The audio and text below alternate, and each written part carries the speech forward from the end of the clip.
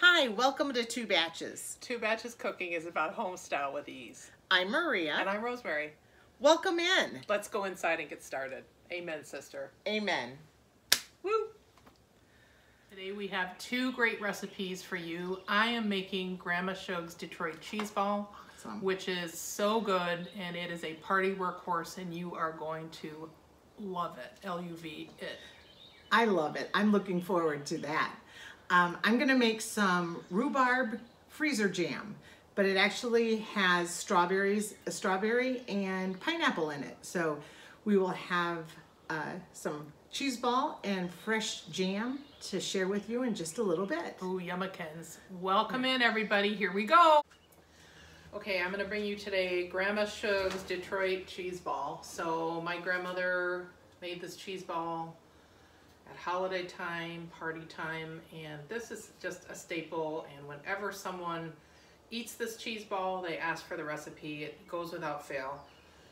And for me, this reminds me of her, and also this is a workhorse. This is a party workhorse. It takes 3 seconds to make, okay, maybe 3 minutes, and it just works at all your parties. It works at holiday time. You keep it in the refrigerator, you pull it out, it keeps for a long time, so I can't wait to kind of put this together and have you see it.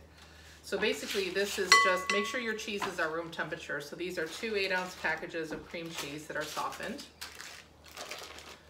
So that. This is 4 ounces. Most of these half little tubs here are 4 ounces. So 4 ounces of blue cheese. So you put that in, crumbles. And then this is cheddar cheese spread, like a sharp cheddar. So there's a couple brands of these that are kind of more stiff. Don't get the brand that, you know, you can just put your spoon through easily. You want a brand that's got some stiffness to it, but it should be room temperature. And so you're going to empty that into the mix. So as you can see, it's a little bit stiff coming out, even though it's been sitting out for a couple hours. So it's really best to try to start this mix and start combining with a wooden spoon. So I'm going to do that, and there's some, this thing fights you a little bit in the beginning, but if you keep pressing down, the orange, looks like a dreamsicle right now, or a creamsicle, the orange and the white are going to come together and eventually be like a light orangey color. So let's get this mixed up. So this is a good workout. And so my grandmother, her original way to serve this was with like a club cracker or a town cracker. And so I'll serve that today, but with those. But I loved it with, growing up, I loved it with Triscuits, and I loved it with Wheat Thins.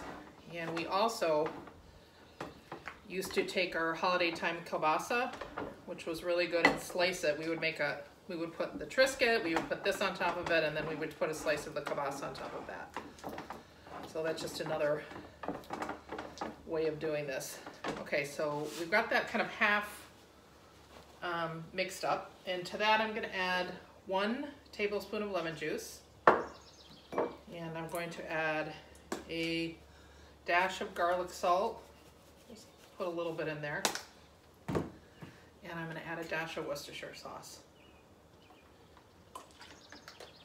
And we're going to continue to blend this up a little bit. Smaller spoon now gives me a little bit more control, so I'll do that. And as you can see, it's getting a little bit more blended. It's gone from, whoops, there goes my Julia Child slip again.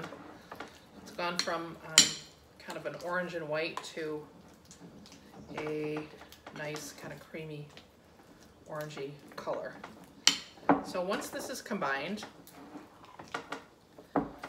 what you want to do is, with a spatula, empty all this out onto a place where you can roll it into a ball.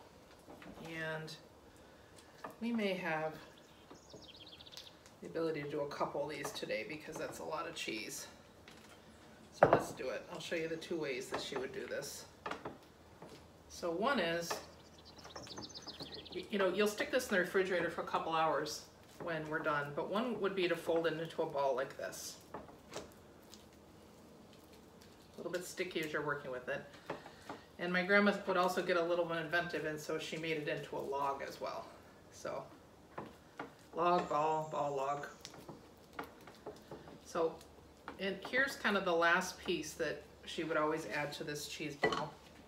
And this is optional because some people don't like nuts. But this is a cup of walnut pieces that I've just ground further in my small little grinder. And so we cover and roll the cheese ball in the nuts until it looks like a lovely, fuzzy, beautiful ball. And then we do the same with the log. You just roll it up. And then what we would do, and I'm going to try to do this even though my hands are a mess, is that you would take, for example, a piece of cellophane. You actually roll it up, shape it a little bit, and you put this, and you do the same with the log, in the refrigerator for at least 2 hours, and that is it. You take it out and you serve it with crackers, bread, whatever you want, and watch your guests go wild. So I have on the stove here a pan with 2 cups of sugar, and I'm going to add 2 cups of sliced rhubarb.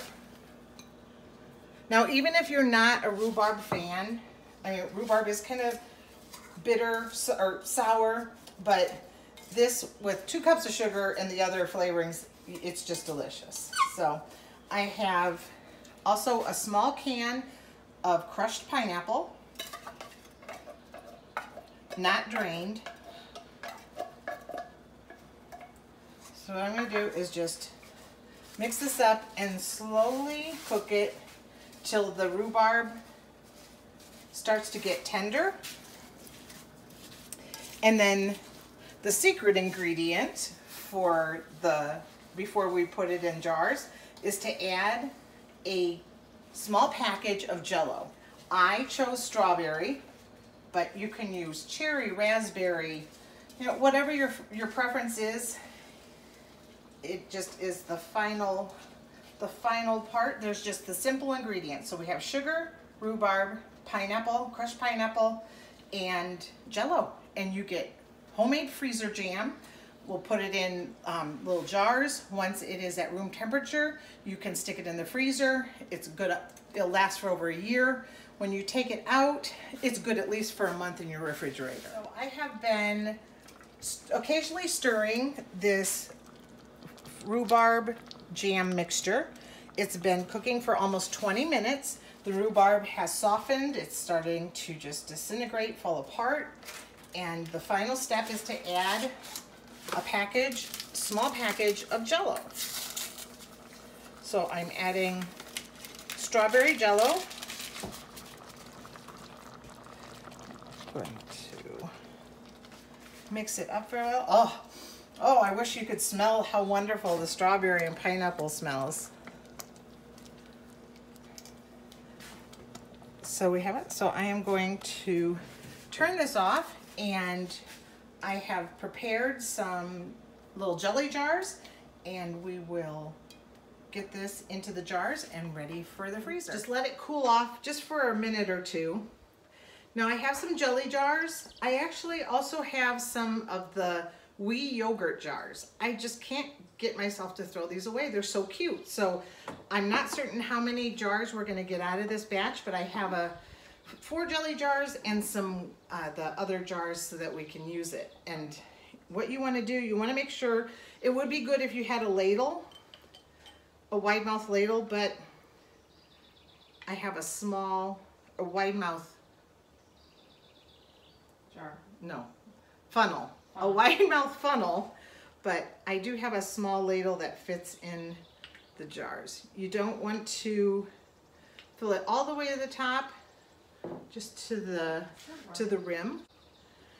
So, and then with this jam, you do not want to put it in the freezer right away. You have to let it get to room temperature. If you put the lids on these jars and put it in the freezer, they would crack.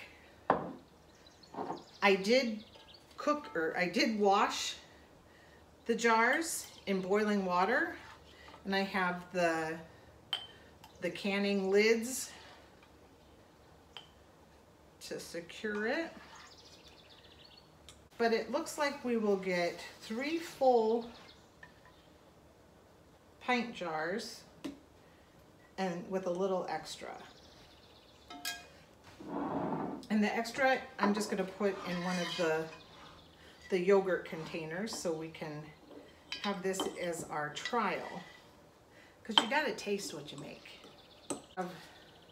I'm actually going to just let these cool before I even put the lids on, but you're done. 20 minutes, a little preparation, and you have homemade freezer jam. We are good Midwestern girls, and that means that we love a great cheese ball. And so this is a masterpiece that is ready for digging into. That is awesome. And then we have the freezer jam.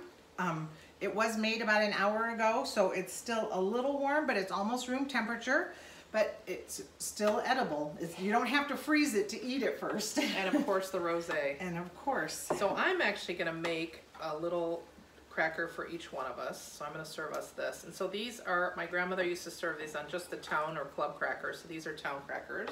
Thank you. And this cheese ball has been in the refrigerator for about 3 hours. So it has now gone from like a creamy mess that you saw in my hands a while ago to kind of a stiff ball that's easy to eat. So cheers. Cheers. Here's the whole thing. I'm telling you, you have to go to our Facebook site and get this recipe because it is to die for. It's insane. And everybody I know thinks it's insane, so we need to toast to that. Thanks, Grandma Shug. Cheers. Oh, Really good. so I'm gonna try. We have just some whipped cream cheese. Make me one. I'll make you one. And then just with a little of the strawberry, pineapple, rhubarb freezer jam. Dig in. Oh my God. It Good? is so good because you taste the pineapple, the strawberry, and the rhubarb. And it's not too sweet. A lot of these jam recipes have too much sugar in them. It's great on ice cream. I mean, it's good Yep. on toast, whatever. Yep. You could put it on a cottage cheese. I mean, and really, the nice part about this is, and you know, we're batching these together, but the sweet and the cheese complement each other when you do that. But also, just after eating this and then having that, it was so good. It is. It's just. It's a great.